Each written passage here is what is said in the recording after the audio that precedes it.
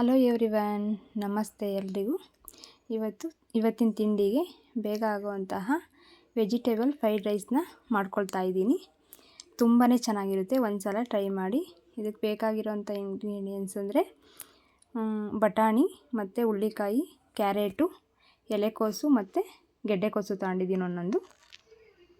ಇಲ್ಲಿ ಒಂದು 3 ಈರುಳ್ಳಿ, ಸ್ವಲ್ಪ ಹಸಿಮೆಣಸಿಕಾಯಿ, ಒಂದು ಅರ್ಧ ಕ್ಯಾಪ್ಸಿಕಮು, ಸ್ವಲ್ಪ ಶುಂಠಿ ಬೆಳ್ಳುಳ್ಳಿನ ಗೆಜ್ಜಿಟ್ಕೊಂಡಿದ್ದೀನಿ, ದ್ರಾಕ್ಷಿ ಗೋಡಂಬಿ, ರುಚಿಗೆ ತಕ್ಕಷ್ಟು ಉಪ್ಪು, ಸ್ವಲ್ಪ ಬಾಣಲೆ ಇಟ್ಕೊಂಡು 1 ಸ್ಪೂನ್ ತುಪ್ಪ ಹಾಕ್ಕೊಂಡು ದ್ರಾಕ್ಷಿ ಗೋಡಂಬಿನ ಹುರಿದು ಎತ್ತಿಟ್ಕೊಳ್ತಾ ಇದ್ದೀನಿ. ಇಲ್ಲಿ ಬ್ರೌನ್ ಕಲರ್ ಆಗೋವರೆಗೂ ಹುರ್ಕೊಳ್ಬೇಕಿಲ್ಲಿ.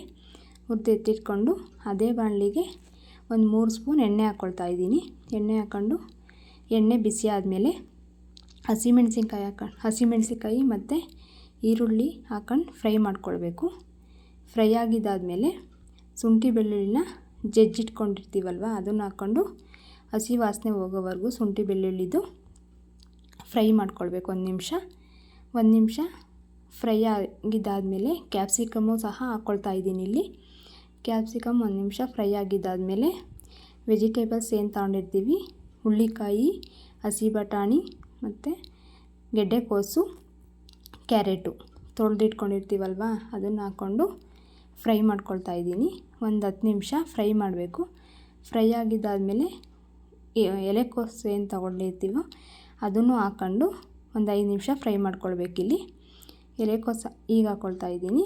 ಎಲೆಕೋಸು ಹಾಕ್ಕೊಂಡು ಒಂದು 5 ನಿಮಿಷ ಫ್ರೈ ಮಾಡ್ಕೊಳ್ಬೇಕು. ರುಚಿಗೆ ತಕ್ಕಷ್ಟು ಉಪ್ಪು ಸಹ ಇಲ್ಲಿ ಹಾಕ್ಕೊಳ್ತಾ ಇದ್ದೀನಿ. ಹಾಕ್ಕೊಂಡು ಎಲ್ಲ ವೆಜಿಟೇಬಲು ಸಹ ಎಣ್ಣೆ ಒಳಗೆ ಒಂದು 10 ನಿಮಿಷ ಫ್ರೈ ಆಗಬೇಕು. ಫ್ರೈ ಆಗಿದ್ದಾದಮೇಲೆ ದ್ರಾಕ್ಷಿ ಗೋಡಂಬಿ ನಿಮಗೆ ಆಪ್ಷನಲ್ ಹಾಕ್ಕೊಂಡ್ರೆ ಹಾಕ್ಕೊಳ್ಬೋದು, ನಮಗಿಷ್ಟ ಅಂತ ಹಾಕ್ಕೊಳ್ತಾ ಇದ್ದೀನಿ. ಇಲ್ಲಿ 1 ಸ್ಪೂನು ಟೊಮೊಟೊ ಸಾಸ್ 1 ಸ್ಪೂನ್ ತೊಗೊಂಡಿದ್ದೀನಿ.